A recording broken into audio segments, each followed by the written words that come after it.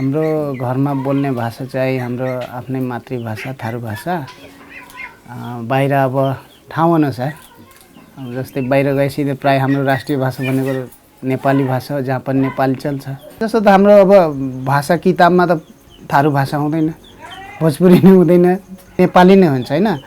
पढाउँदाखेरि मतलब नेपाली बुझाएर पनि हैन, नेपालीमा मतलब बोलेर हैन, शब्दार्थ हुन्छ नि त, पढाइमा पनि भएको हुन्छ शब्दार्थ। अनि त्यो कुरा चाहिँ नेपालीको नेपालीमै हुन्छ शब्दको अर्थ बुझाउनलाई हैन। सेम त्यस्तै गरी मतलब हाम्रो नेपालीमा पढाएर अनि यो हाम्रो मातृभाषामा थारू भाषामा वा ठाउँअनुसारको भाषामा बुझाइदिँदाखेरि एकदम सहज हुन्थ्यो। हामीले थाहा भएको कुरा पनि हामीले त्यो नजाने जस्तो हुँदो रहेछ के क्लास गर्दाखेरि चाहिँ। तालिममा गएपछि के भयो भने हामीले बहुभाषा पनि प्रयोग गर्नुपर्छ, उहाँहरूको भाषालाई पनि हामीले उत्तिकै सम्मान दिनुपर्छ। उहाँहरूको भाषामा बोल्दा आफ्नोपन आउँछ, उहाँहरूले राम्रोसँग सिक्नुहुन्छ।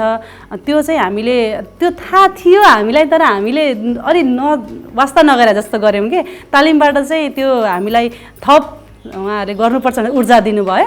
अब नेपालीमै मात्रै भन्दा उहाँहरूले बोलिरहेको भाषालाई नै बढी उनीहरूले सम्झिरहनु भएको हुन्छ। नेपाली कुरालाई त फेरि पछि प्लस गर्नुपर्ने भयो हैन। अनि त्यसपछि उहाँहरूकै भाषामा भयो भने चाहिँ यो तिम्रो भाषाको यो चिज उनीहरूकै भाषाको चाहिँ भनिदियो भने चाहिँ यो ठ्याक्कै धेरै याद गर्ने कि, छिटै याद गर्ने कि हो नि। यो त्यो बोलेको शब्दलाई ठ्याक्कै सामानसँग वस्तुसँग जोडिहाल्ने, त्यसपछि सिकाइ त राम्रो छिटो भन्नु पनि दिगो पनि हुने के। एकदम सजिलो गरी सिक्ने र दिगो सिक्ने।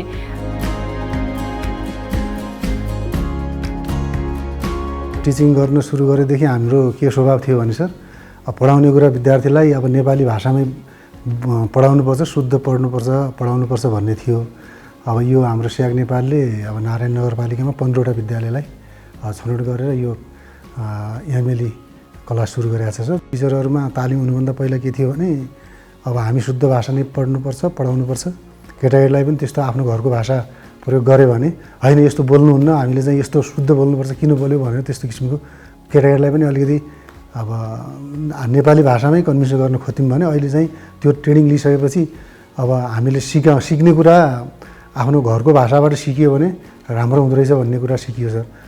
अन्त अन्तिममा सिकाउनु पर्ने नेपाली माध्यममै हो, तर चाहिँ यहाँको चाहिँ लोकल भाषाबाट उनीहरूलाई माध्यम भाषा बनाएर अनि नेपाली भाषा सिकाउने गरेका छौँ सर। त्यसले गर्दा विद्यार्थीमा राम्रै प्रगति म त्यस्तो अनुभूति गरेको छु सर। सिकाइमा प्रगति भएको छ सर।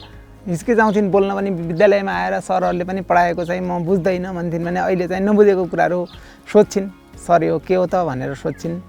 घरमा गएर पनि सोध्छिन्, घरमा त्यस्तो परिवर्तन आएको छ सर। पढाइमा पनि राम्रो प्रगति भएको छ सर। अब बुझिएपछिमा पढाइको प्रगति भयो सर। हामीले 1 देखि 3 सम्मको शिक्षकहरूको तालिमहरू दिएर उनीहरूको क्षमता वृद्धि गर्ने कामहरू पनि गरेका छौँ।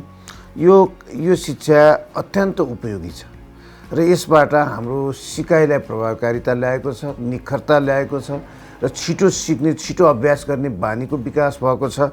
र अर्को त्यो मातृभाषाको भाषा मात्रै पढ्ने कम्युनिटीहरू छ, बुझ्ने कम्युनिटीहरू छ, बोल्ने कम्युनिटीहरू छ, त्यो कम्युनिटी र हाम्रो बिचमा विद्यालयको बिचको सम्बन्ध, त्यो समुदायसँगको चाहिँ सम्बन्ध पनि एकदम प्रगाढ बनाएको छ, मित्रता बढाएको छ। त्यसले गर्दाखेरि विद्यालयप्रति अभिभावकहरूको त्यो समुदायको अलिकति उत्तरदायित्व पनि बढेर गएको छ र यसले सिङ्गो कम्युनिटीलाई र हामीलाई फाइदा गरेको छ। र यस्तो कुराले के गर्छ त भन्दा जो शिक्षासँग राज्यले लिएको अहिले जुन एउटा गोल, जुन एउटा मिसन छ, त्यो चाहिँ जो लक्ष्य छ, त्यो लक्ष्य प्राप्तिका लागि यसले महत्त्वपूर्ण भूमिका निर्वाह गर्नेछ। सन् 2030 सम्ममा हामीले के उपलब्धि गर्ने शिक्षाको क्षेत्रमा भनेर बनाइएको जुन हाम्रो गोल छ, त्यो गोल प्राप्तिको लागि यो कार्यक्रमले अत्यन्त प्रभावकारी भूमिका निर्वाह गरेको छ र यो शिक्षासँगको चाहिँ हाम्रो लक्ष्य एकदमै प्राप्ति हुनेछ र हामी छिटोभन्दा छिटो सिकाइलाई प्रभावकारी बनाउन सक्नेछौँ भन्ने हाम्रो धारणा छ। बहुभाषिक शिक्षण पद्धतिलाई युनिसेफ र युरोपियन युनियन जस्ता संस्थाहरूले हामीलाई सहयोग गर्दै आउनु भएको छ र आगामी चाहिँ नीति र कार्यक्रममा चन्द्रपुर नगरपालिकाले बहुभाषिक शिक्षक पद्धतिलाई चाहिँ अँगालेको छ। हामीले नीति नै लिएछौँ। 10 वर्षे योजनामा पनि हामीले यो बहुभाषिक शिक्षक पद्धतिलाई विभिन्न चरण वाइजमा चाहिँ लिएर जाने भन्ने प्लान छ र पहिला चाहिँ शिक्षकहरूलाई कम्तीमा एउटा ट्रेनिङ दिने बहुभाषिक शिक्षक पदको तालिम दिने र त्यसपछि उहाँहरूको जो अहिले चलिरहेको विद्यालय छ त्यस्ता चलेको विद्यालयको शिक्षकले आफ्नो अनुभव चाहिँ साटासाट गर्ने र अन्तर्क्रिया गर्ने आफ्नो सिकाइ अनुभवहरू दिने किसिमले एउटा अन्तर्क्रिया कार्यक्रम पनि राख्दै र चाहिँ मोनिटरिङ 3 वटा फेजमा गएर चाहिँ हामी कार्यक्रम बिस्तारै यसलाई चाहिँ इम्प्लिमेन्टेसन गर्दै लिएर जान्छौँ।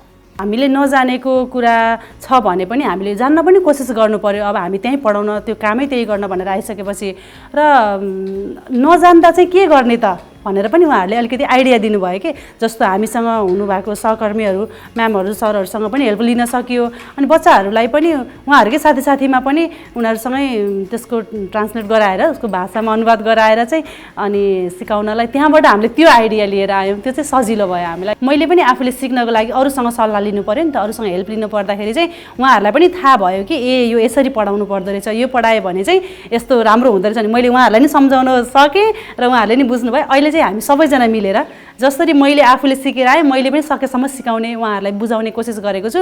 अनि अहिले चाहिँ हामी सबैजना मिलेर सबै उस्तै गरी नै गरेका छौँ।